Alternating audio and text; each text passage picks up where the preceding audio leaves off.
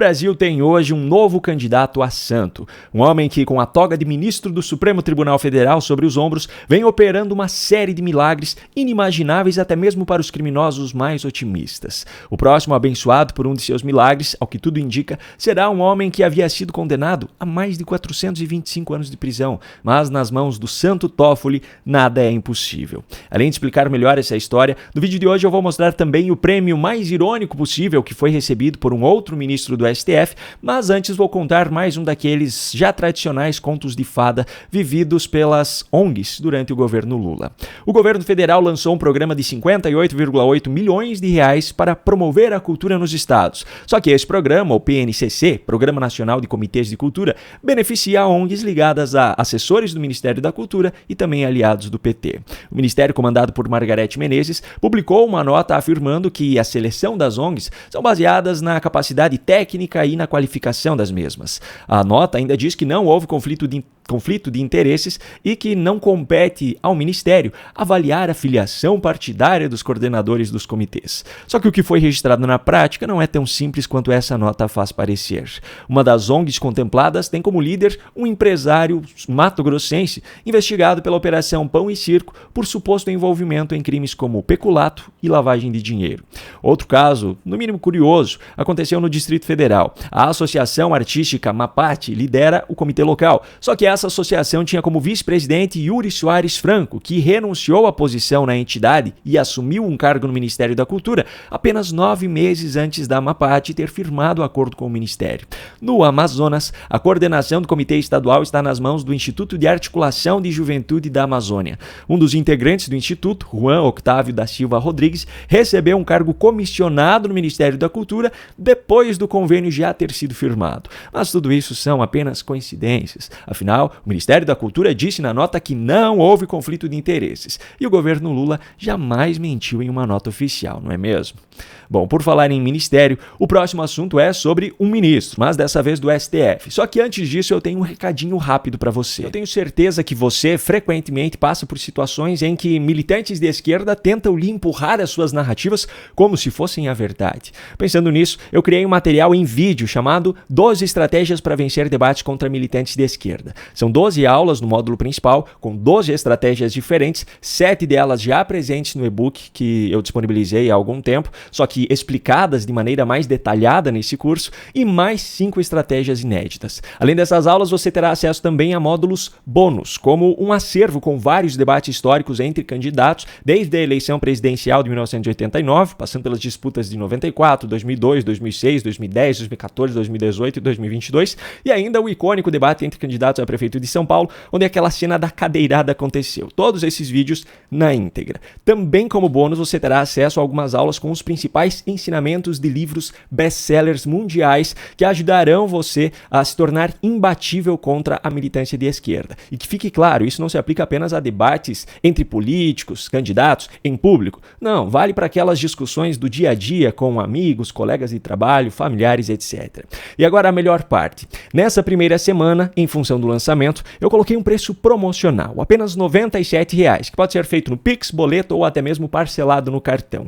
A partir da próxima semana, aí o preço já será mais alto. Clique no link que eu deixei aqui na descrição do vídeo ou aponte a câmera do seu celular para o QR Code que está aparecendo aqui no canto para ter acesso a esse material exclusivo. Eu espero você lá. Já estamos no meio da semana, não espere até que seja tarde demais. Clique agora no link e garanta o seu acesso pelo preço promocional. Agora prepare a sua indignação para a próxima notícia. Alexandre de Moraes recebeu na noite de ontem o prêmio Sancho Panza, concebido pela revista Justiça e Cidadania, àqueles que mantiveram fidelidade a, veja só, defesa da ética, da justiça e dos direitos à cidadania. Eu nem preciso dizer o quanto isso é irônico, não é mesmo? Bom, Moraes recebeu o prêmio das mãos do vice-presidente do STJ, Luiz Felipe Salomão, aquele que, como integrante do CNJ, decidiu monocraticamente afastar 2 magistrados que atuaram na Lava Jato. Essa decisão, no entanto, foi revertida logo no dia seguinte pelo plenário do CNJ. Mas, coincidentemente, Salomão foi indicado ao STJ por Lula. Mas isso é só mais uma coincidência. Enfim, além de Moraes, receberam prêmios também só que o troféu Dom Quixote, o ministro Cristiano Zanin, do STF, e vários outros ministros do STJ, do TSE e do CNJ. Agora, se Alexandre de Moraes recebeu um prêmio pela fidelidade à defesa da ética, da justiça e dos direitos à cidadania, talvez no próximo ano a revista crie o prêmio Filho do Ano para Suzane von Richthofen ou Esposa do Ano para Elise Matsunaga. E por falar em ministros, a coisa só piora. O ex-governador do Rio de Janeiro, Sérgio Cabral, que chegou a ser condenado a mais de 425 anos de prisão, pediu nesta terça-feira ao ministro Dias Toffoli, o santo dos condenados pela Lava Jato, a anulação da condenação que tem no âmbito das investigações dessa operação. Ao que tudo indica, esse será mais um milagre operado por Toffoli. E para me poupar de uma nova indignação com esse caso, eu trago aqui a análise que eu fiz ontem à noite ao vivo do programa Raio X da Política. Pois é, Berenice, tem um ditado antigo brasileiro que ele diz que onde passa boi, passa boiada. E nesse caso aqui, o boi que abriu o caminho, que abriu as porteiras, foi o próprio Lula, que hoje é presidente da República. O cara que, mesmo sendo condenado em 3 instâncias diferentes do Poder Judiciário brasileiro, mesmo com todas as evidências dos crimes que ele cometeu, simplesmente teve suas condenações anuladas pelos ministros do Supremo Tribunal Federal, inicialmente por Edson Fachin, mas depois confirmado pelos demais ministros, e agora todos os envolvidos nesses escândalos que foram investigados e desmantelados pela Lava Jato agora pedem extensão dos mesmos princípios que levaram, por exemplo, à anulação das condenações de Lula, para que eles tenham suas condenações e todos os seus processos e provas contra si anuladas também. Vocês citaram muito bem, ontem mesmo o ex-presidente do Peru, Alejandro Toledo, foi condenado a mais de 20 anos de prisão por aceitar propina da Odebrecht, a brasileira Odebrecht. Só que aqui no Brasil, toda essa história é reescrita agora, como se tudo que foi desmantelado pela Lava Jato não passasse de um conluio entre os investigadores e os juízes que fizeram parte de toda essa operação, que cometeram violações no devido processo legal, como se,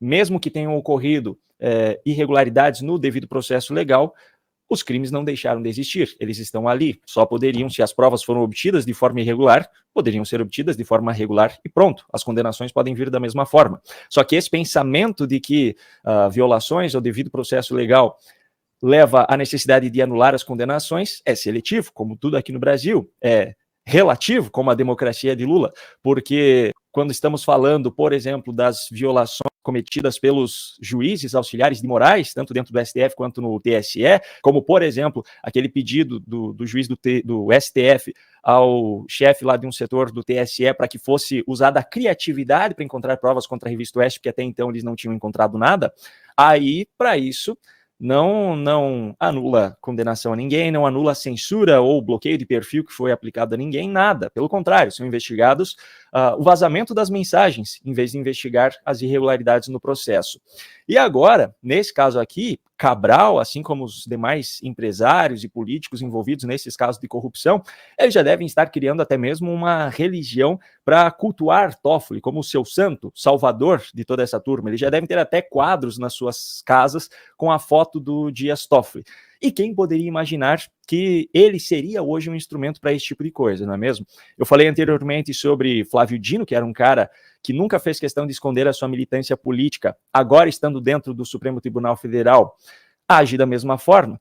O caso do Toffoli é um pouquinho diferente. Ele é um cara que foi advogado do PT, trabalhou por muitos anos em diretórios do PT, seja nacional, seja estadual, trabalhou nas campanhas de Lula em 98, 2002 e 2006, também, se eu não estou enganado, trabalhou dentro do governo Lula no primeiro mandato, foi advogado-geral da União, no segundo mandato de Lula, e curiosamente, para ser indicado ao Supremo Tribunal Federal, isso obviamente passa por aprovação do Senado, e o Senado aprovou naquela época, um ministro não precisa ter uma formação acadêmica, isso não é uma regra, mas ele precisa ter notável saber jurídico.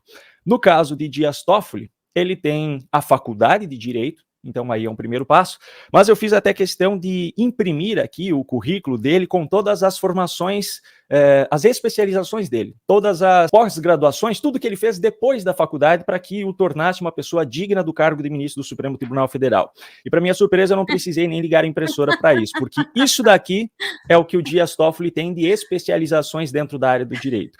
Enquanto nós temos um cara com essa qualidade dentro do Supremo Tribunal Federal, a nossa Constituição é rasgada todos os dias. Isso é o Brasil hoje. Não se esqueça que agora chegou o momento de você fazer o seu papel para que essas informações cheguem a mais pessoas. Você pode fazer isso compartilhando esse vídeo ou simplesmente clicando em gostei aqui embaixo, pois assim você ajuda o algoritmo do YouTube a entender que esse vídeo é relevante e assim a recomendá-lo para mais pessoas. Um grande abraço e até a próxima.